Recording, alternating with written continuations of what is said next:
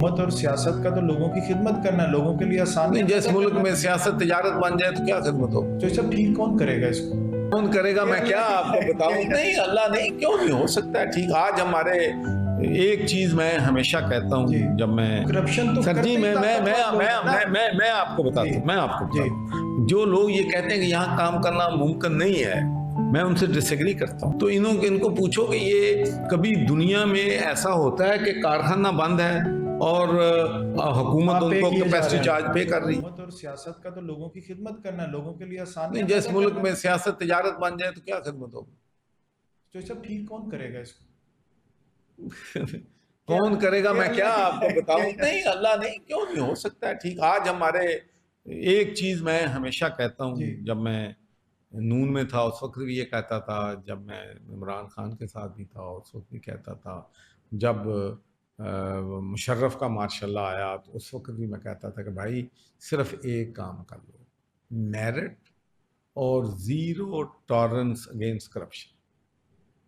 अगर आज ये ले समझते हैं कि पाकिस्तान में ऐसे हो सकता है, आज ताकतवर लोग चाहे तो कल से शुरू हो सकता है। करप्शन तो सर जी मैं आपको बताता हूँ, मैं आपको बताता हूँ, जो लोग ये कहते हैं कि यहाँ काम करना मुमकिन नहीं है, मैं उनसे डिसएग्री करता हूँ। मुझे बताएं कि मैंने वाइस चांसलर की अपॉइंटमेंट कोई छोटा मोटा तो नहीं है, और बड़ी बड़ी सिफारिशें होती है, तनकीद का सामना किया, लोगों ने आपके खिलाफ सोशल मीडिया मुहिम शुरू कर दी।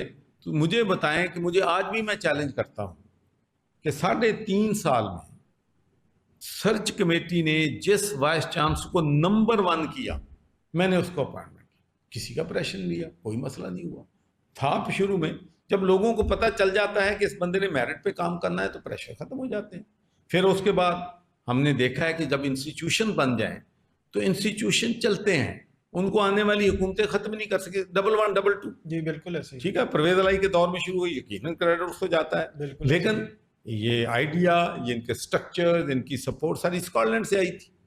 स्ट्रैशकारी regional council, Glasgow city council, यहाँ से लोग जाते थे, रिजवान नसीर साहब लेके जाते थे, हम स्पॉन्सर करते थे, उनको सिर्फ किराया दे के जाते थे। वहाँ की होटल अकोमोडेशन, ट्रांसपोर्टेशन, ट्रेनिंग, हर चीज़ जो है वो खर्चा हमारी उधर स्कॉटलैंड की लोकल गवर्नमेंट जो है इनको देती थी। फिर इधर आए हैं, स्ट्रक्चर बनाए हैं, 11 2 कामयाबी से चल रही है। फिर चिल्ड्रन हॉस्पिटल, जी इसको मैंने करवाया था, ट्विन ग्लासगो का जो चिल्ड्रन हॉस्पिटल है, बेनिफिटेड अलॉट। वहाँ से डॉक्टर आते थे, ट्रेनिंग करते थे, यहाँ से डॉक्टर वहाँ जाते थे। फिर मैंने ग्लासगो को लाहौर के साथ ट्रेन कराया। तो लेकिन यहाँ तो लोग जो है, यहाँ तो असल बात यह है कि यहाँ जो काम करता है ना वो दुश्मन बनाता है, जो काम नहीं करता उसका वो दुश्मन नहीं है। आप जैसे लोगों को तो काम करने नहीं देते ना आप लोग, फिर भी करके, मैं कहता हूँ नहीं जहां करने देते फिर भी करके दिखाया। 11 2 कामयाबी से चल रही है। ये ओवरसीज कमीशन किसने बनाया? जो पंजाब ओवरसीज कमीशन है, आज भी उस कमीशन में बैरिस्टर अमजद मलिक साहब उसके वाइस चेयरमैन हैं। आज भी उस कमीशन में लोगों को रिलीफ मिल रहा है। बिल्कुल। हमारा डिलेमा ये है कि हम ये मैंने पंजाब आबे पाक अथॉरिटी बनाई। लोग कहते थे जी आप 15 लाख का लगा लेते हैं फिल्ट्रेशन प्लांट। मैं आज भी चैलेंज करता हूं कि जो फिल्ट्रेशन प्लांट मैं 15 लाख में लगाता था, हुकूमत वो 1.5 करोड़ में लगाती थी। अंदाजा तो करो कि कितनी वेस्टेज हमारे मुल्क में होती। आपको तो पैसे नहीं चाहिए, तो जो वो लगाते हैं उनको तो पैसे चाहिए ना, उनको तो नहीं। वो कहते हैं हुकूमती लेवल पे नहीं कर सकते। मैंने 1200 प्रोजेक्ट पानी के लगाए हैं 4.5-5 अरब। कोई बता दे मुझे, आज करें इंक्वायरी, कोई 1 रुपए की करप्शन किसी ने ली हो, मैं किसी को करने दी हो, या किसी ने बिजली कनेक्ट करने के लिए पैसा दिया हो। तो जब ट्रांसपेरेंसी 1200 प्रोजेक्ट 1200 फिल्ट्रेशन प्रोजेक्ट हमने लगाए हैं पंजाब में। ये आपने सर्वर फाउंडेशन नहीं, पंजाब आबे पाक अथॉरिटी, ठीक है, अथॉरिटी के उसके अंडर लगे हैं। मुझे बता दें उसमें PC1 भी 15 लाख से 15 लाख के राउंड पर जो नहीं, फिगर बता मैं कहता हूँ नहीं, वो जो 15 लाख के लगाता था, मैं 2013 की बात करता हूँ, वो मैं लगाता था 2013 में सर्वर फाउंडेशन। जो हमने अपने लगाए हैं इस वक्त पंजाब आबे पाक अथॉरिटी से, ये हमें 40 लाख में कास्ट किए हैं, इंक्लूडिंग 1 ईयर सर्विस। लेकिन अब वहां भी सारा वही चाल भिड़ंगी जो पहले थी चल रही। आप क्या समझते हैं कि पाकिस्तानी सियासत और बरतानिया की सियासत में कितना फर्क है? जमीन आसमान का फर्क।